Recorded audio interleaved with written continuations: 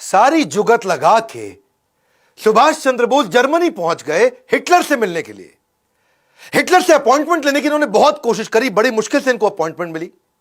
जब ये जाके वहां बाहर ड्राइंग रूम में बैठे तो अचानक एक आदमी आया, मतलब हिटलर आए और आके बोले, हेलो मैं हिटलर हूं, और अपना हाथ मिलाने के लिए आगे बढ़ाया। सुभाष चंद्र बोस जवाब देते हैं, मेरा नाम सुभाष है, मैं भारत से आया हूं और मैं आपसे नहीं, मैं हिटलर से मिलना चाहता हूं। हिटलर हैरान हो गए, कह रहे मैं ही तो हिटलर हूं। फिर वो वापस लौट के चले गए अंदर। अंदर से एक दूसरा आदमी आता है, फिर आके हाथ मिलाता है, हेलो मैं हिटलर हूं, बताइए। तो सुभाष चंद्र बोस फिर खड़े हो गए, नमस्कार मैं सुभाष चंद्र बोस भारत से आया हूं, मुझे आपसे नहीं, मुझे हिटलर से मिलना है। सब हैरान हो गए, अरे ये क्या चक्कर है, हिटलर तो आए मिलने के लिए। सुभाष चंद्र बोस ने मना कर दिया मिलने के लिए, बोले मैं हिटलर से मिलना चाहता हूं। अब 3-4 जब लोग आए और सबको उन्होंने बोल दिया मैं आपसे नहीं, मैं हिटलर से मिलना चाहता हूं, तो हिटलर ने असल में अपने 4-5 बहरूपिये बना रखे थे, उसको अपनी जान का खतरा रहता था।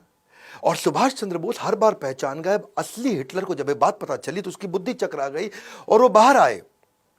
उनके लिए यह पहली बार हुआ पूरी पृथ्वी पे कि किसी आदमी ने पहचान लिया कि यार ये तो असली हिटलर नहीं है। तो वहां करके उन्होंने अपना दूरी से वहां खड़े हो गए और दूर पे आके खड़े होकर के इनको देखने लगे कि क्या चक्कर है, पहचानता कैसे। तब सुभाष चंद्र बोस खड़े हो गए और दूर से खड़े हो गए हिटलर उनको बोले कि बताइए क्या बात है, क्यों मिलना चाहते हैं।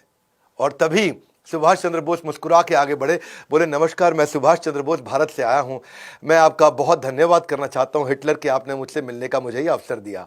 हिटलर हैरान, क्या पहचान गया ये? अब बिल्कुल ठीक पहचाना। पूछा कि भाई तुमने मुझे पहचाना कैसे? सारी बात छोड़, पहले ये बताओ पहचाना कैसे? आज तक दुनिया में कोई पहचान नहीं पाया। मेरे यही सारे कॉपी जो मेरे हिटलर के होते हैं ये दुनिया भर में घूमाते हैं, सारे काम कराते हैं, तुमने पहचान लिया।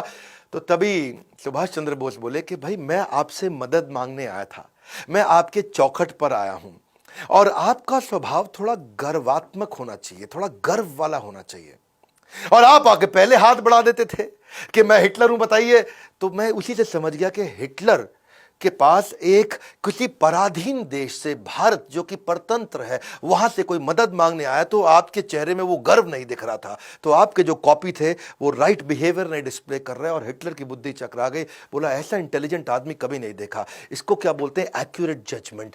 और इसके बाद इस मुलाकात से हिटलर इतना प्रभावित हुआ कि जो युद्ध बंदी इन्होंने बना रखे थे, युद्ध बंदी जो 4000 इन्होंने अंग्रेजों से जीते थे, उनको उन्होंने फ्री कर दिया और वो वहां से आजाद हिंद फौज में ज्वाइन किए नेताजी सुभाष चंद्र बोस के साथ में। हिटलर ने इनको हेल्प करी और इन्हें कहा कि देखो अगर आप आगे बढ़ना चाहते हो, जीतना चाहते हो, भारत जर्मनी से बहुत दूर है और जापान एक्सेस पावर है, हम लोग के साथ की पावर है।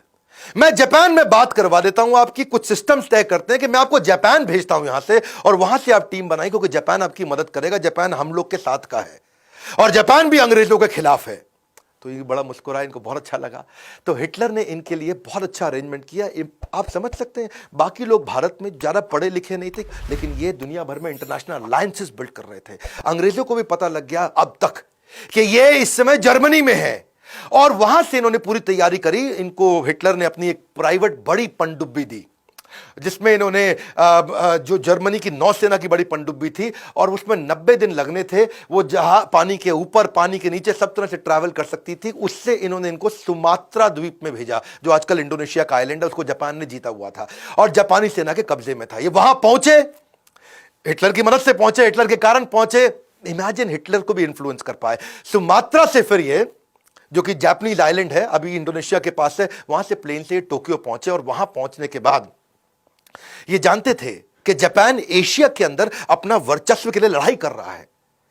तो जापान के प्रधानमंत्री को जाके इन्होंने इन्फ्लुएंस किया। ऐसे इंटेलिजेंट लीडर्स नहीं थे।